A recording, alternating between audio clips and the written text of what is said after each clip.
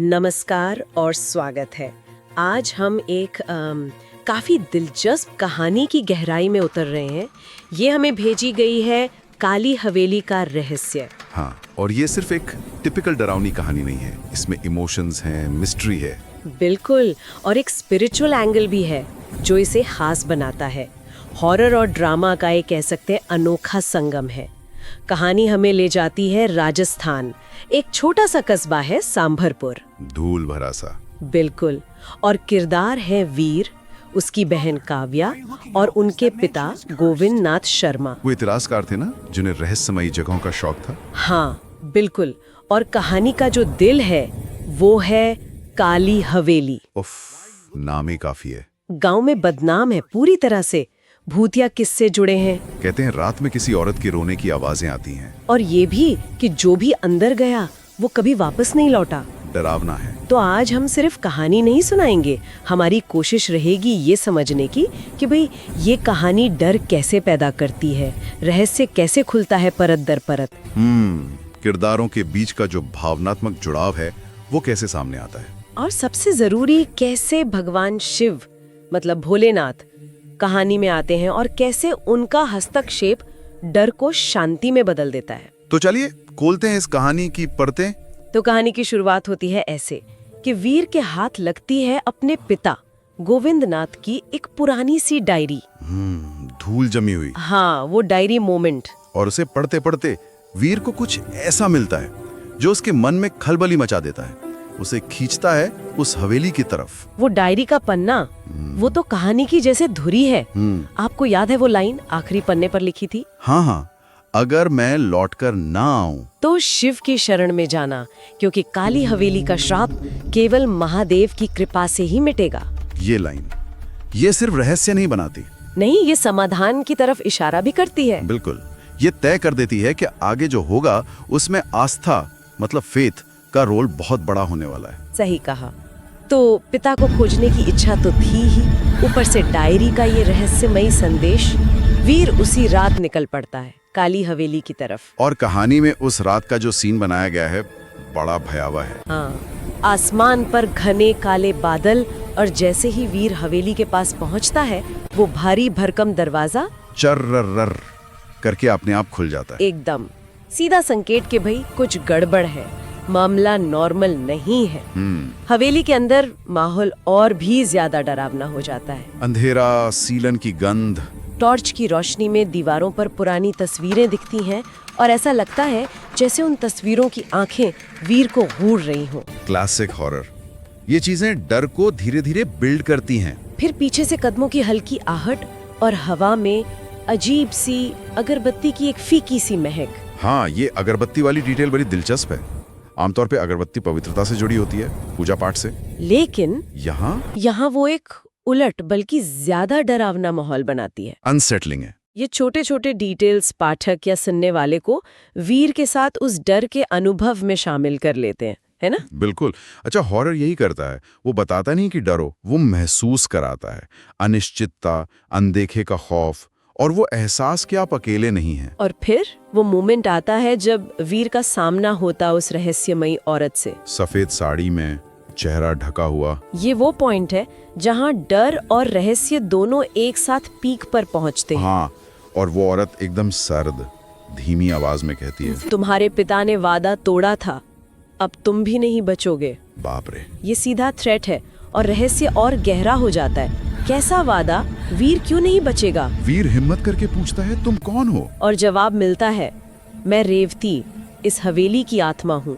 तुम्हारे पिता ने मेरा अपूर्ण व्रत तोड़ा था, अब तक मेरी आत्मा मुक्त नहीं हुई। यहाँ कहानी सीधे अतीत से जुड़ जाती है। रेवती। हाँ, और ये अपूर्ण व्रत वाला कॉन्सेप्ट बहुत महत्वपूर्ण है। वीर को याद आता है कि पिता की डायरी में रेवती का जिक्र था, वो हवेली में पूजा करती थी और एक आग लगी थी जिसमें उसकी मौत हो गई थी, और उस रात उसकी शिव पूजा अधूरी रह गई थी। तो ये है अपूर्ण व्रत। एग्जैक्टली। तो श्राप का कारण कोई बाहरी शैतान या बुरी ताकत नहीं है, वो एक अधूरा धार्मिक अनुष्ठान है। ये इंटरेस्टिंग है। ये भारतीय कहानियों में अक्सर मिलता है ना, कि कोई कर्मकांड, कोई व्रत अगर अधूरा रह जाए तो उसके गंभीर परिणाम हो सकते हैं। तो रेवती की आत्मा का भटकना उसके अधूरे कर्म का नतीजा है। और गोविंदनाथ, वीर के पिता, शायद अनजाने में ही सही इसका कारण बन गए। सही कहा। इससे कहानी को एक नैतिक आयाम, एक मॉरल डायमेंशन मिल जाता है। मतलब ये सिर्फ एक भूत की डरावनी कहानी नहीं रह जाती। नहीं, इसमें कर्म, अधूरे कर्तव्य, उनके परिणाम, ये सब तत्व जुड़ जाते हैं। रेवती यहाँ सिर्फ डराने वाली आत्मा नहीं है, एक तरह से वो अन्याय का शिकार भी है, जिसकी मुक्ति अधूरी रह गई। इस सब के बीच वीर का अगला कदम वो काफी हैरान करने वाला है। हाँ, डर तो से लग रहा है, कांप रहा है वो, लेकिन फिर भी वो दृढ़ता से कहता है, मैं तुम्हारा अधूरा व्रत पूरा करूंगा।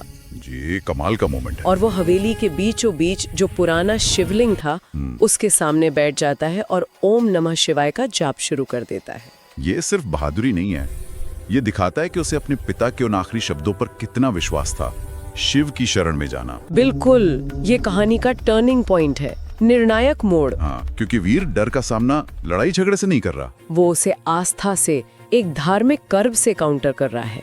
ये वेस्टर्न हॉरर कहानियों से थोड़ा अलग अप्रोच है।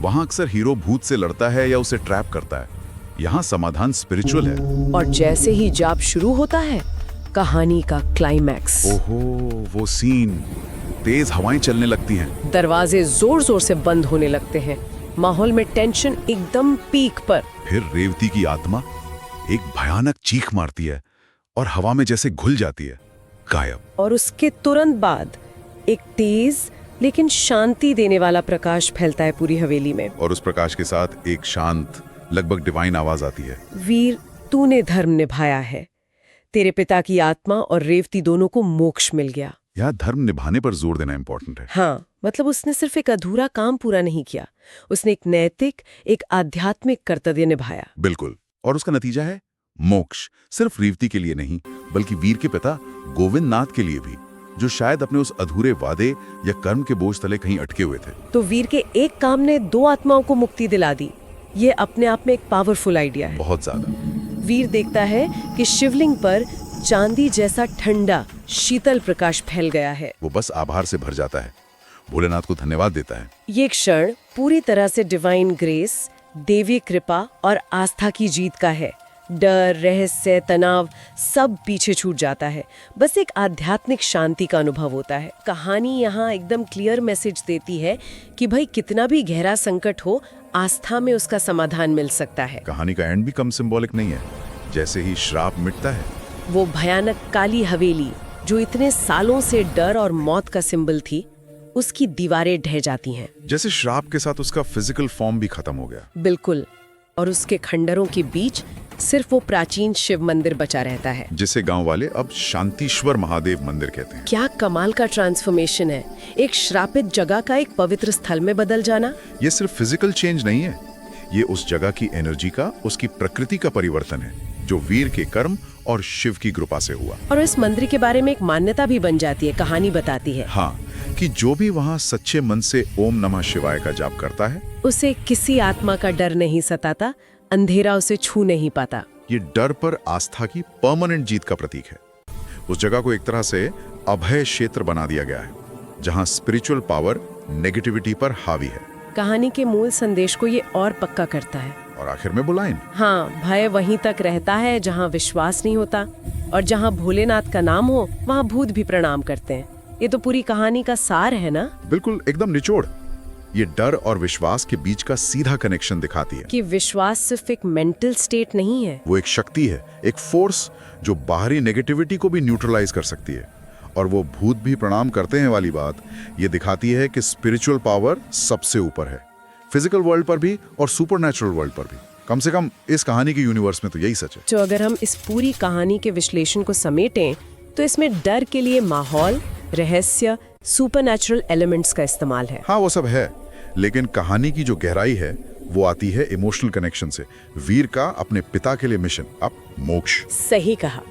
दिलचस्प बात यह है कि कहानी कैसे ट्रेडिशनल हॉरर के एलिमेंट्स लेती है, जैसे भूतिया हवेली, भटकती आत्मा, और उन्हें एक खास भारतीय सांस्कृतिक और आध्यात्मिक फ्रेमवर्क में फिट करती है। यहाँ भूत का कारण कर्म कांड की चूक है और समाधान मंत्र और भगवान का हस्तक्षेप है। ये कर्म, धर्म, मोक्ष इन कॉन्सेप्ट से गहराई से जुड़ा हुआ है। तो ये सिर्फ एक डराने वाली कहानी से कहीं ज्यादा है। बिल्कुल, ये दिखाती है कि कैसे आस्था और सही कर्म, जिसे कहानी धर्म निभाना कह रही है, वो न सिर्फ पर्सनल लिबरेशन मतलब मुक्ति ला सकते हैं, बल्कि एक पूरी नेगेटिव जगह को पॉजिटिव एनर्जी से भर सकते हैं।